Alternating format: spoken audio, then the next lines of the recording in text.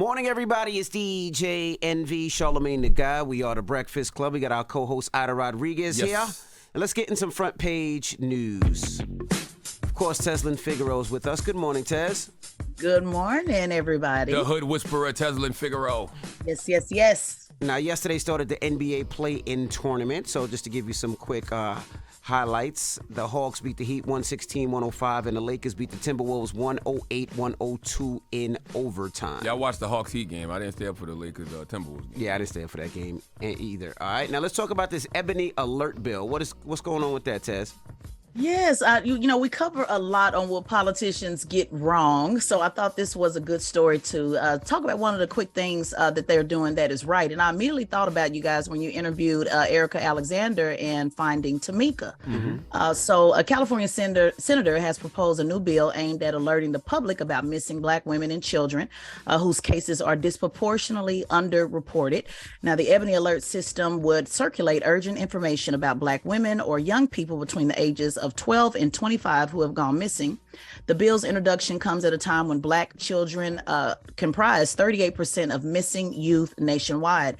Now, these children are disproportionately classified as runaways, making their case less likely to be given public attention through the Amber or Silver alerts, according to the Black and Missing Foundation. So, according to data by Research and Action, over 60,000 Black women are missing nationwide, and they believe that this will help bring some of our women and children home.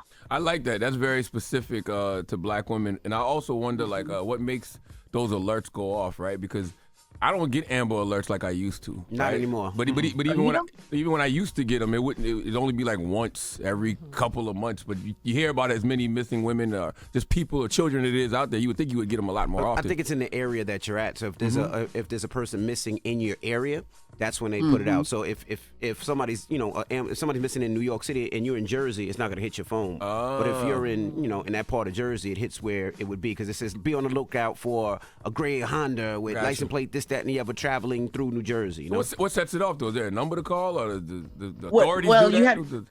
They have to report the person, number one. Okay. And one of the issues is actually reporting, the person missing. And then hopefully the police department will take that, take them serious. That's what they're talking about. A lot of times they say, it's just a runaway, and, give it 24 hours, get it 48 hours. So there's a lot of deterrent that you see, and particularly when you talk about, Black women and Black children, that they think, maybe this person will just come back. So a lot of that is involved in the process. And that's what they're talking about here in the Research and Action study. I love it. I think we should also address the language that they use when they call people runaways. We have to call victims of human trafficking victims, because they call them prostitutes, or they'll say that they're volunteering, and there's a whole process that goes into what makes how someone ends up on the street as a prostitute, the grooming and all of that stuff. And I think this is going to be very helpful. Thank God for social media, because of social media, we do share people of color, Black children, missing women, indigenous women, and a lot of people have been recovered because we have been doing the work that law enforcement hasn't been doing. Right. Now, what's going on with D.A. Bragg, Tez? Yes, the New York prosecutor who is pursuing criminal charges against former President Trump says a Republican-led congressional committee is trying to interfere with his case. Manhattan District Attorney Alvin Bragg alleges that an unconstitutional attempt to undermine his investigation. So now he is suing Jim Jordan, the Republican chairman of the House Judiciary Committee, for what he said. So for what he says as Jordan's attempt to influence an active New York State prosecution. Now, Bragg says that Jordan has launched a campaign to intimidate and attack him, and that Jordan is demanding confidential documents that are highly sensitive and belong to local prosecutors. In the filing, he goes on to say that a Supreme Court precedent for Jordan, a member of Congress, to demand those documents. Man, Alvin Bragg dropping his nuts, ain't he? Yeah. Alvin Bragg ain't playing, boy. That's why he better hope and pray Donald Trump don't become president in 2024. Because when Donald Trump start locking up his political opponents, if he becomes president again, Alvin Bragg gonna be high on that list. Absolutely. All right. Well, that is your front page news. Now, Tez, we'll see you in about an hour. Absolutely. All right. Get it off your chest. 800-585-1051. If you need to vent, hit us up right now. Phone lines are wide open again. 800-585-1051. And if you call, please take us off Bluetooth. please take us off speaker. They Take not us off listening your to you. headset. Now you got to because we can't hear you. No, The phone lines you're are right, horrible. but they're not listening. Now they gotta listen. They're not listening. Please take promise us you off. they not Take us off the listening. Bluetooth If just you- for a minute. if you- Just for a no, second when you talk to I us. mean, I got to put my phone in my ear while I'm driving. I can't risk the ticket. It's not happening. I want them to do what you're saying, but they're not going to do it. 800-585-1051 is the Breakfast Club. Good morning. Morning, everybody. It's DJ Envy, Charlamagne the Guy. We are the Breakfast Club. We got our guest co-host Ida Rodriguez here, and it's time for some front page news. Now, the NBA is in the play-in tournament, just so you guys are aware. The Hawks beat the Heat last night, 116-105, and the Lakers beat the Timberwolves 108-102. All right, and we got Teslin Figueroa here. Now, what's up, Tez? What's going on, family? The Hood Whisperer, Teslin Figueroa, what's happening? Yep. Now, let's talk about what's going on with the cartel. Somebody stole some money from the cartel?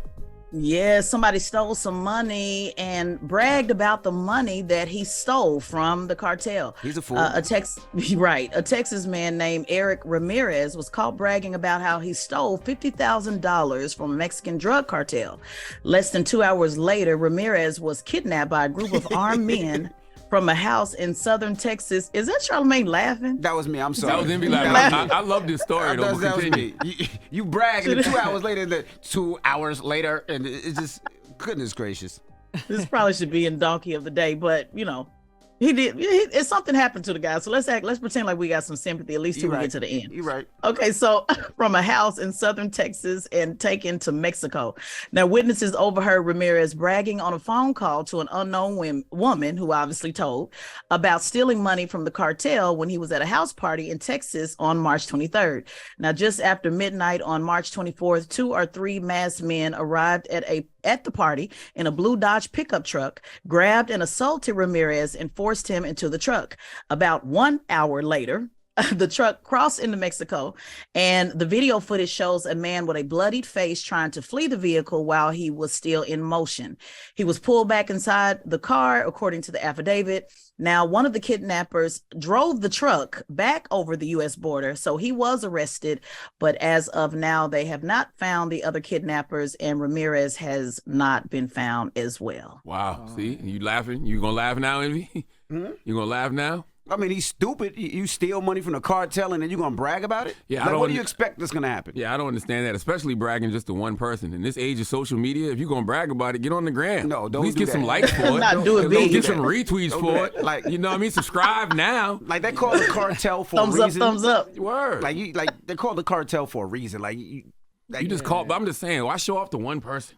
You know You what? crazy, We Charlamagne. could use them to help us recover some of these missing people because The cartel, right? You ain't lying. They are out there finding people. cartel don't play.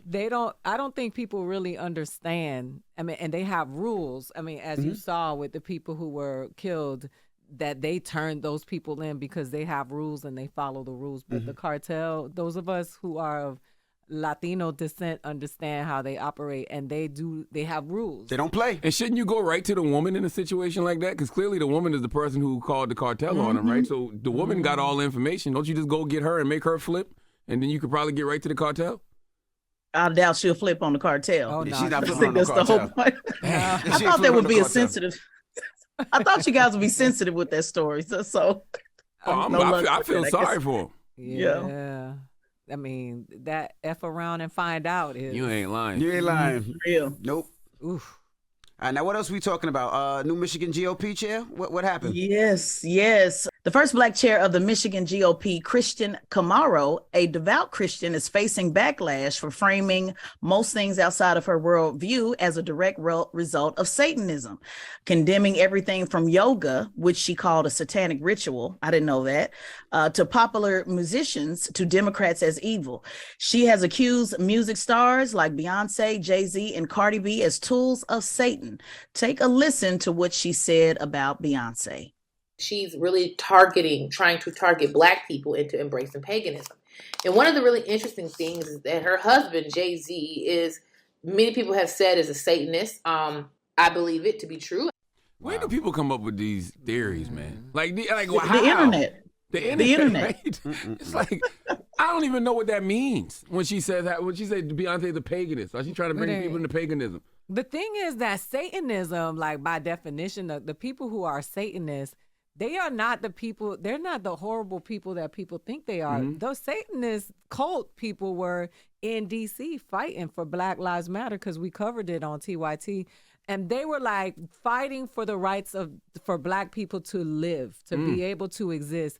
It's not like they're not doing rituals. I think people get it confused. Not that I'm endorsing Satanism. Right. But you know what I mean? She knows. Yeah, it's funny you said that, because she made that comparison. She said that, yeah, they're Satanists, and because they supported Black Lives Matter, she said that Black Lives Matter is Satanist as well. So she actually, she actually brought that up. She also said that Cardi B was a tool of Lucifer because she peddles filth in the culture, and that Ariana Grande and Billie Eilish put children under satanic delusion.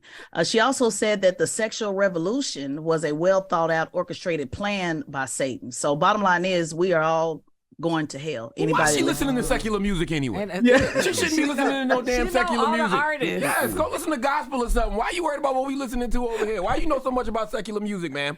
It's a lot of people who are so obsessed with Beyonce, they jealous of her. It is so unbelievable. They just want tickets. If you want tickets, just say so. What they hoping is going to happen is that Beyonce or Jay-Z going to be upset enough to invite some of these people to come talk to them and have a conversation. They're trying to get free tickets to the concert. That's what's happening. The sexual revolution is actually what America needs, because being so uptight about sex is what has so many people committing such horrific acts, sexual acts, because they are, what do you call it? What's the word? They are so suppressed in this country, and religion is always used as a tool. These people don't read the Bible and the way the Bible rolls, especially if you married. The Bible says that the married bed should not be defiled. Maybe if some of y'all were having more sex, you wouldn't be so uptight, and you wouldn't be going around. Defile your bed. You supposed to defile your bed. Your wife wants you to defile your bed. Your husband wants you to defile your bed. Defile your bed. Nice and filthy. Okay? Jesus.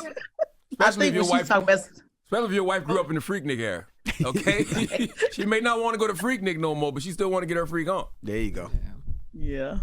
All right. Well, thank you, Miss Tez. We appreciate you. And we'll listen, see you tomorrow. man, make sure y'all subscribe to Teslin Figaro's podcast, the Straight Shot No Chaser podcast on the Black Effect Podcast Network. And Teslin will be in Atlanta at the Black Effect Podcast Festival on April 22nd, not this Saturday, next Saturday, okay? So make sure you go get your tickets at Eventbrite or go to blackeffect.com for more info. Thank you, Taz. Yes, indeed. Peace. Wake that ass up. In the morning. The Breakfast Club.